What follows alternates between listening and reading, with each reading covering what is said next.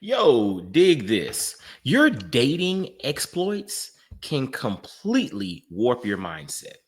Your dating exploits can completely warp your mindset. Not just here. Remember, your mindset is your full operating system. Yo, I'm your man, Coach Mike D, and I'm here with the Mindset QB. I'm not your mindset QB. I'm here to encourage and empower you to become the quarterback of your own mindset. Now, dig this. Our dating experience has a direct impact on our mindset.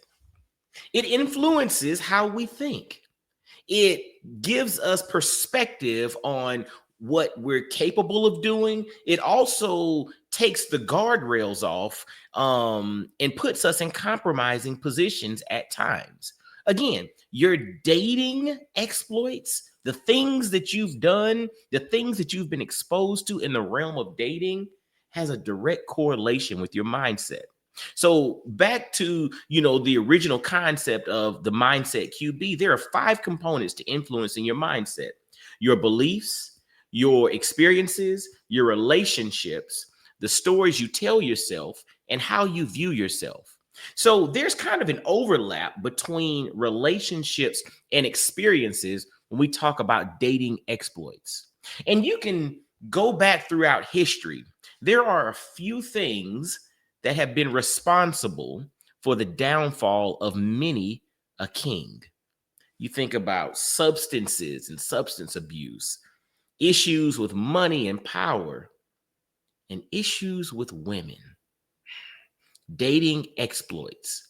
There's an interesting phenomenon when you study individuals, or if you have relationship with individuals in prominent places.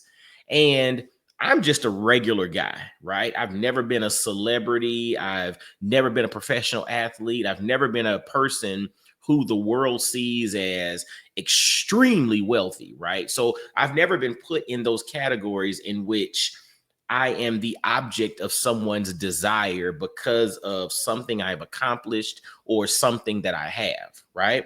I'm just a regular dude. And being a regular dude who came of age in the 1990s, I know that's kind of dating myself, but the reality is I had experiences in life, right? Long before I was married.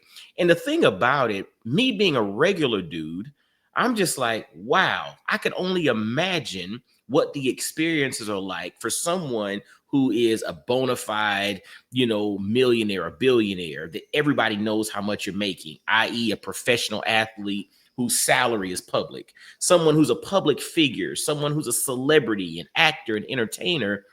If I'm a regular guy and I think back to, historical experiences, and I look and I'm thinking like, man, I could only imagine the opportunities that are available for someone at a higher status. And what we're seeing now in society, I mean, you can Google various lawsuits that are currently going on with famous figures, etc. A lot of times, there are some situations in which there was some wrongdoing, right?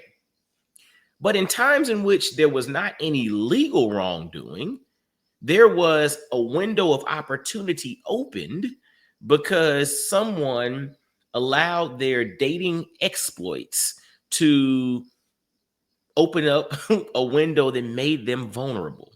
And when you make yourself vulnerable, then all bets are off. And now it becomes a challenge. And that challenge, if you're a public figure, becomes something that's public. But again, your dating exploits can influence your mindset. And so if you're a person who is not used to being told no, if you're a person who has access to everything, if you're a person, I listened to a interview with Will Smith recently, and he talked about being on the cliff top.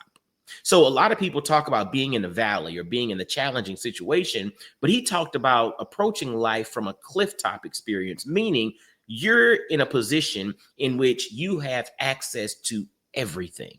Like there is nothing off limits for you. And that's extremely challenging because he said at that point, you come to realize that nothing really makes you happy. Nothing can really fill your void in your soul. because you have literally access to everything. Any place you want to go, any person you want to be with, anything you want to do, you have access to it. That's a challenge. And going back to the concept of dating exploits, when you get to a certain point and you've experienced so much, it's like nothing satisfies you anymore. So now things start to get escalated and elevated, which then opens up the risk of various vulnerabilities entering the picture. That, in essence, can influence your mindset. Because I don't have limits in my mind as it pertains to dating, or because of dating exploits in the past, I now have a mindset of I don't have limits. I'm not being told no. And that now influences this operating system, i.e., my mindset. And that will then determine the actions that I take, which may create vulnerabilities, which may hurt people, which may cause me to cross a line. And that's where we have to be mindful of our dating exploits can have the ability, the direct ability to warp our mindset. And remember, your actions are a byproduct of your mindset. And it's so interesting when you see the actions of various individuals. If you reverse engineer, you come to realize that there's a kink in the chain at some point in their mindset. Remember, your mindset's influenced by 5 things: your beliefs, your experiences, your relationships, the stories you tell yourself, and how you view yourself. And actually, as I think about it now, dating exploits fit in more than just the 2 boxes of relationships and experiences. Because if I'm a person who's a bona fide celebrity, or I'm in a position in which I'm not being told no, I have access to whatever I want, I have yes men all around me, then the stories that I tell myself are, I am untouchable. I start to believe that I'm untouchable. I can do whatever I want and nobody can tell me no. On the flip side, or in another bucket, I can also think through the lens of how I view myself. Now I view myself as this, this character that is just, I'm him all day, every day.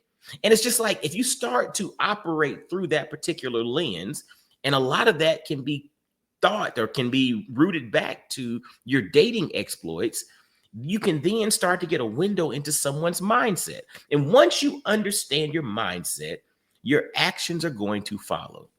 Your mindset is the operating system. The actions are just the result.